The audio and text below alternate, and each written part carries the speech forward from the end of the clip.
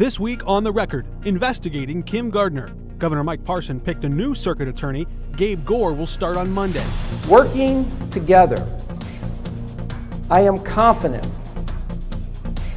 that we can build a prosecutor's office here that is one of the highest performing in the country. But the old prosecutor left major questions about what went wrong. Missouri State Auditor Scott Fitzpatrick digs in. If there was money that was being stolen, if there was fraud taking place, if the circuit attorney's office was paying for personal expenses or things like that of the circuit attorney or of key employees, then that could potentially rise to a criminal type of situation. Plus, debate over the national debt ceiling. Could the United States default and send the economy tumbling? Congressman Mike Bost is on the record.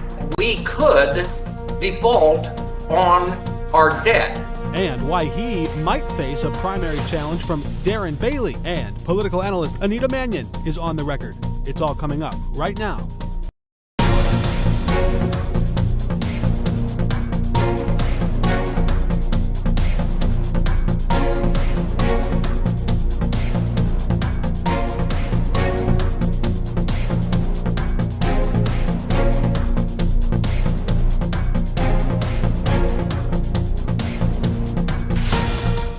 Welcome to The Record. I'm Mark Maxwell. New incoming St. Louis Circuit Attorney Gabe Gore will swear the oath of office on Monday and take over the reins of an office that has been hemorrhaging talent for some time in a city suffering with violent crime. The former federal prosecutor will step away from his role as a high-powered corporate attorney at Dowd Bennett, a law firm in St. Louis, and said on Friday he may consider running for a full term next year. But in resigning her post, St. Louis Circuit Attorney Kim Gardner avoided facing further scrutiny in court or complying with subpoenas in that legal push to expel her. But the investigation of her 6.5 years in that office is not entirely over, not yet. Missouri State Auditor Scott Fitzpatrick has promised to pick up where the Attorney General left off. Missouri Auditor General Scott Fitzpatrick is now on the record. It's great to have you with us, I think, for your maiden voyage with us. Yeah, it's good to have an opportunity to get together. A lot of people in our audience that have been following the Kim Gardner saga for the last several months have wanted to know what future consequences she might still face now that she's up and left that office. Can we start by going back in time a bit? There has been an ongoing audit of the Circuit Attorney's office, but how would you describe the cooperation? Well, it's been nearly non-existent. And this audit has been going on since well before I even became the state auditor. It's been going on since June of 2021. And, we're almost 2 years into it now, which is an extraordinarily long amount of time for one of these audits to take. An audit can be effective. They can take time. But how can a circuit attorney or some other government entity throw up obstacles? Do you have legal power to compel documents or testimony or some sort of participation? We do. The auditor has the power to subpoena individuals or records. An individual can be subpoenaed for a deposition. We can subpoena records directly from the circuit attorney's office or any other auditee that we are working with if we're having a hard time getting that information. We can also issue subpoenas to financial institutions if necessary. If we don't get compliance with that, though, then we have to go through a process of enforcing those subpoenas in court. And so, that is, while it is possible to use those tools, it does extend the timeline of successfully completing an audit pretty substantially. Sure. Give us an idea of what you're after. You mentioned a minute ago you can subpoena financial institutions. What kind of records, what kind of evidence, what kind of storylines are you pursuing here? What do you suspect you'll find? Well, as part of any audit, we look at bank reconciliations, and part of that is looking at bank account statements, as well as we look at credit card statements to verify that the credit cards are being used for official purposes and not being used on personal expenses and things like that. So some of what we received bank records that were redacted, for instance. So when we have a check, that's a canceled check that the name of the payee is redacted on, or the amount is redacted, there's really nothing we can do with that information. We had, credit card statements where there were airline tickets purchased, where the name of the person who was traveling was redacted, and the location the person was traveling to was redacted. So without being able to see, who was traveling, where they were going, to be able to verify, was that for an official purpose? Was that something that were they traveling to a conference, or was this travel to some sort of political event that was being paid for by the circuit attorney's office? Those are examples of things that that we have been unable to decipher from the information we've been given, that we need documents to be unredacted when we receive them in order to come to conclusions on. I'm certainly curious what's behind those redacted documents. I'm sure many people in the public are curious what's behind them, but she is resigned. There's a new incoming circuit attorney rather. So what's the end game here? Is this just a list of documents or dirt, so to speak, to hang it around her neck and say shame, or is there some reform that could happen here? What's the end game? At the end of the day, if we find that it was just a really badly managed office, then that is what it is. And we report that. The people, kind of already know a little bit about that, obviously, but we'll provide some additional color to that. If there was money that was being stolen, if there was fraud taking place, if the circuit attorney's office was paying for personal expenses or things like that of the circuit attorney or of key employees, then that could potentially rise to a criminal type of situation that would be looked at through that lens.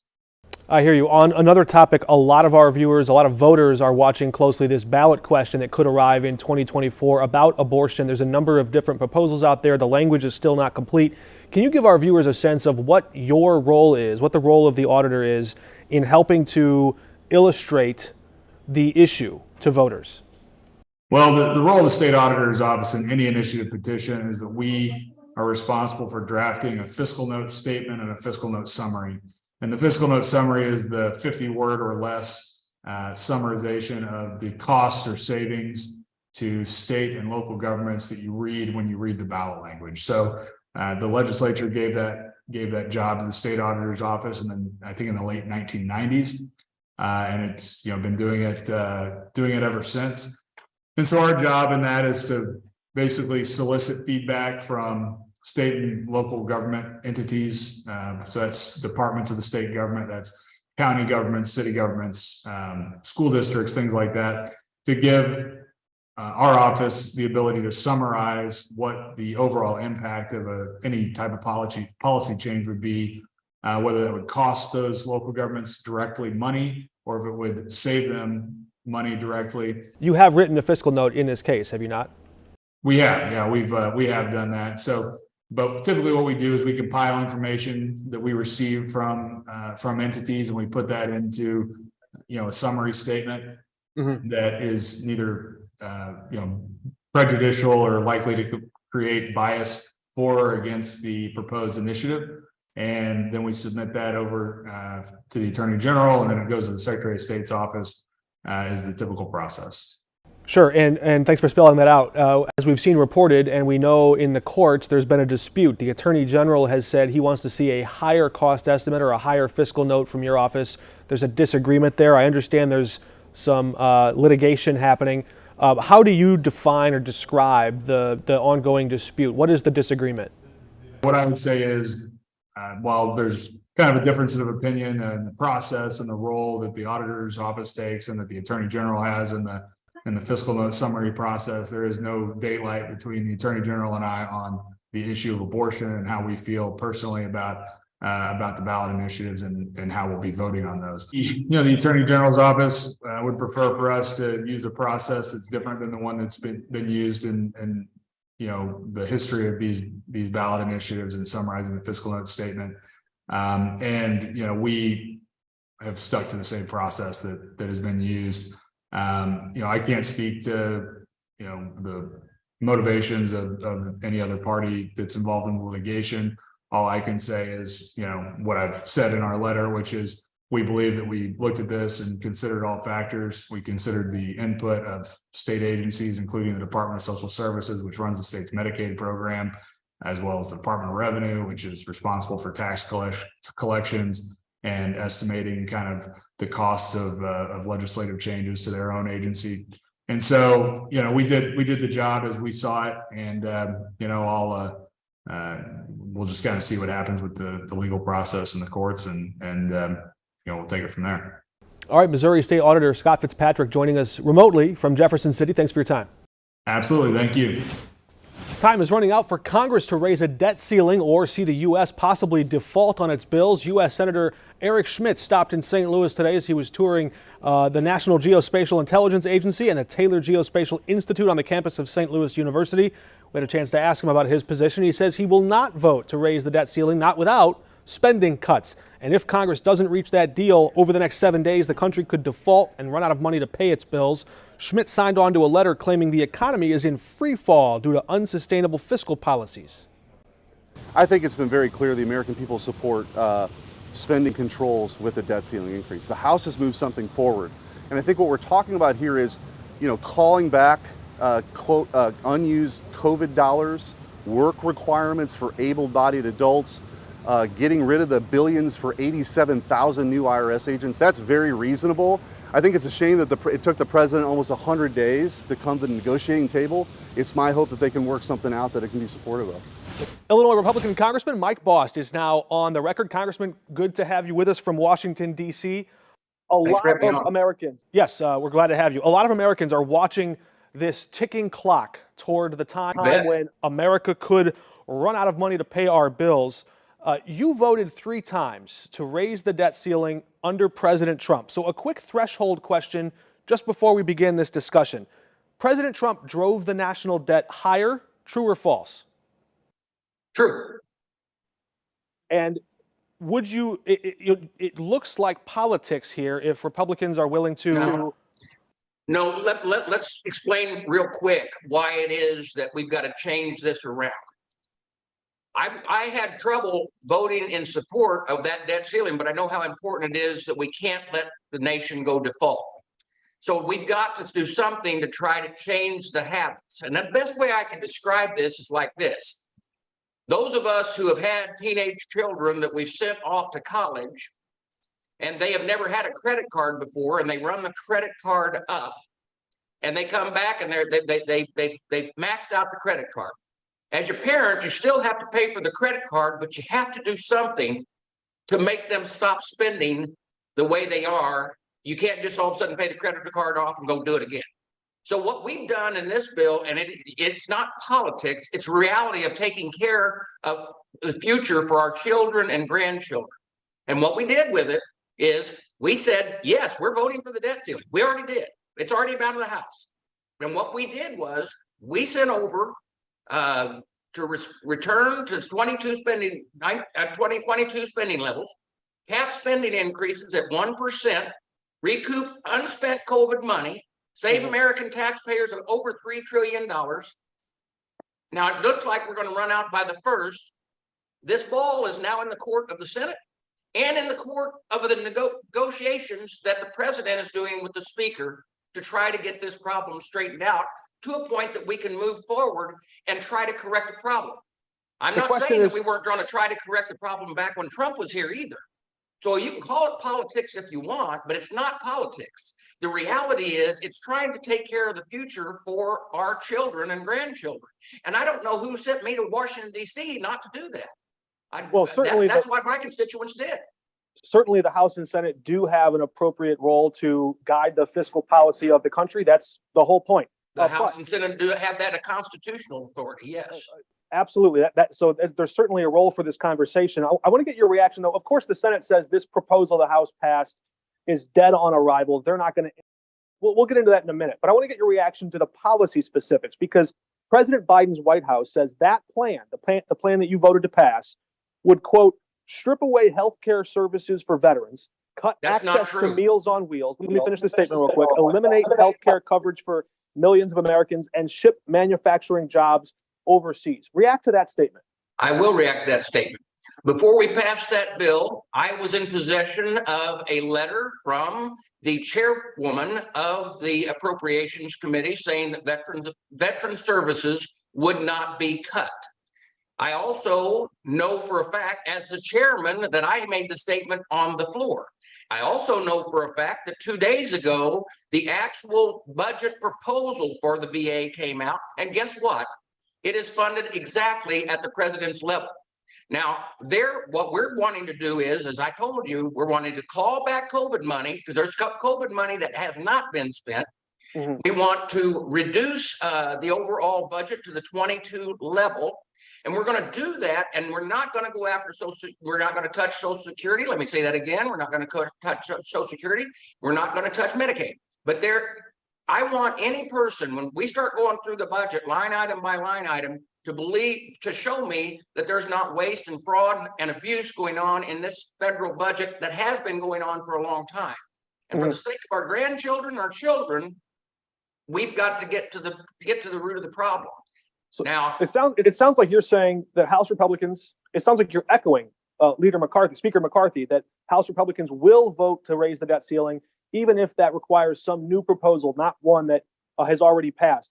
But let me say this. You said that just on Wednesday morning. I want to ask you, though, to define the stakes of what could happen if the U.S. does hit that moment. You're a military veteran, of course. If America cannot pay its bills, the defense secretary has said this, quote, "It would also seriously harm our service members and their families because as secretary, I would have no authority or ability to ensure that our service members, civilians, or contractors would be paid in full or on time." Can you speak to the active duty on Scott Air Force Base right now in your district to let them know what's coming if Congress can't reach a deal with the White House? Well, what would come is the fact that we could default on our debt. That being said, the real issue is also the markets would be affected.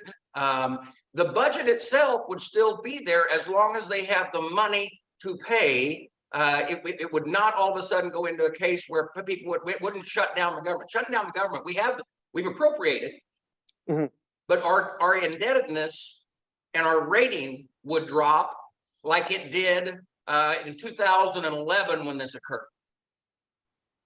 I understand. I want to ask you too about this. I've seen some of our viewers, they've sent us these mailers from your congressional office telling voters that their Second Amendment rights are under attack. There's a crisis at the southern border.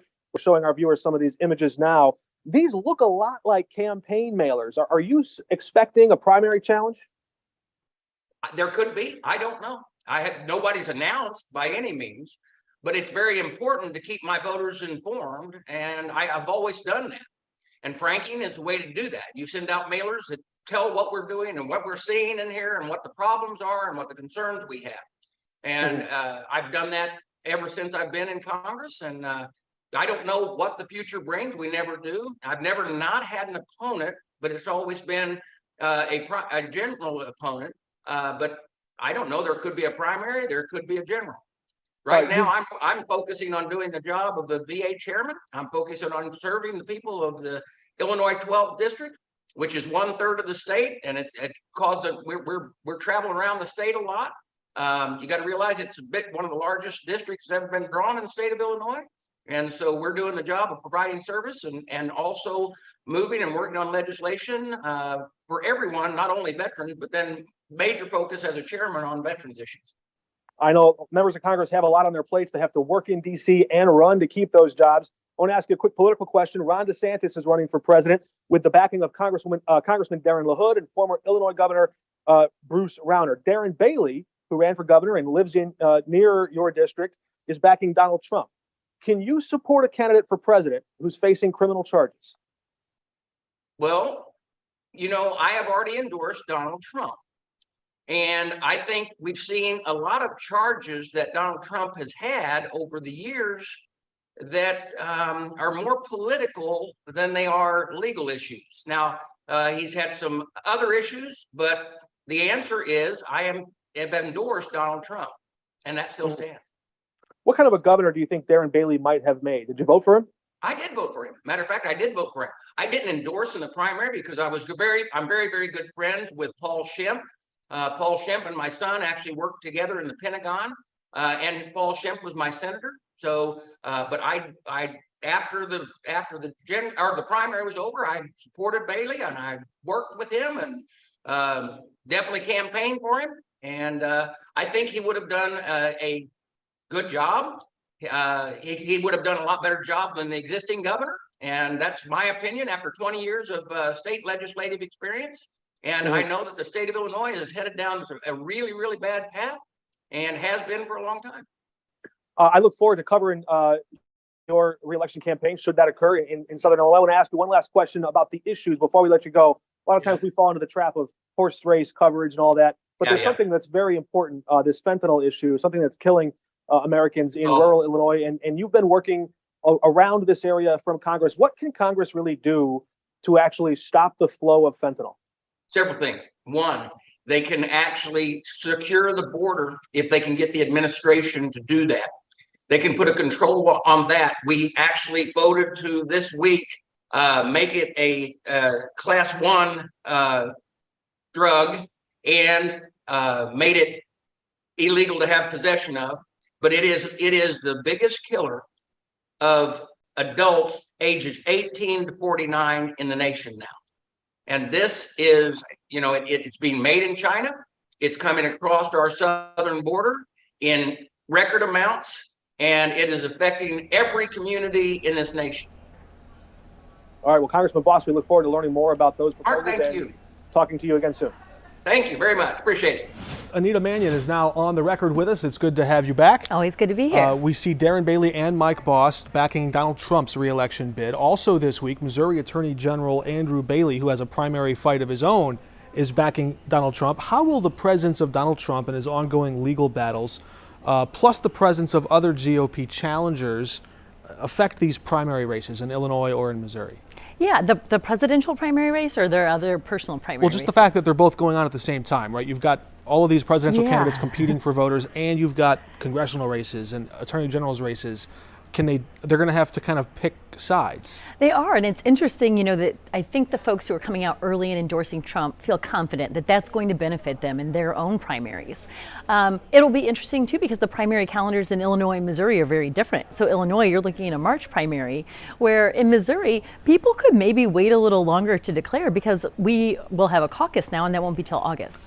Yeah, and so there's a long time between now and then. And of course, this week, Florida Governor Ron DeSantis rolled out his official run for governor on Twitter. There was some technical difficulties there. Now Trump Republicans are trolling that rollout of the DeSantis campaign as a disaster. Is there a scenario where Trump and DeSantis get locked in this sort of one-on-one fight and create a third lane for someone to surpass both of them? Well, I think that we saw in 2016 a large field benefits Trump, which might be why he's been more generous to folks like Tim Scott, who are entering, that he might not see as much as a threat, and indeed might see as a potential VP candidate.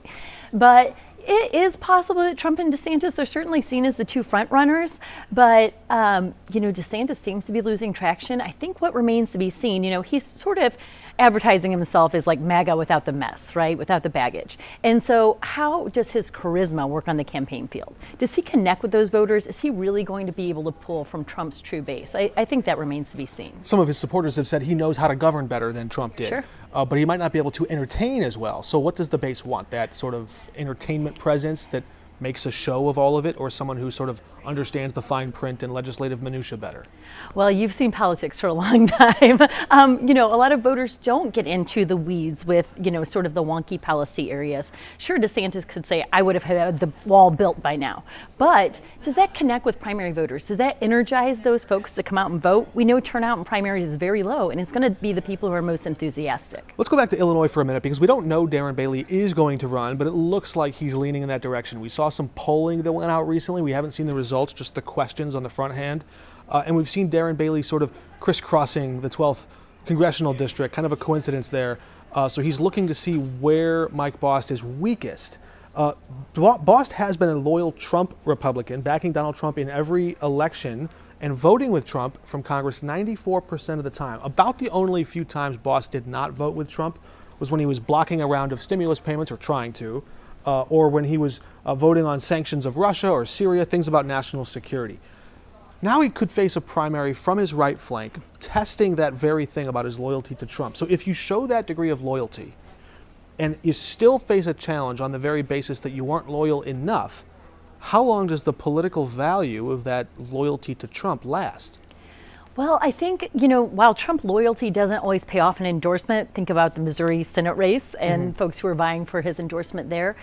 But the opposite is true. If you aren't loyal, you're going to get the wrath of Trump. So I think that almost it's a hedging your bets, protecting yourself. Even if you don't get the endorsement and you do get the challenger, it's better than being attacked. And we'll see, we might learn a little bit more about that in the weeks to come should Darren Bailey officially jump in.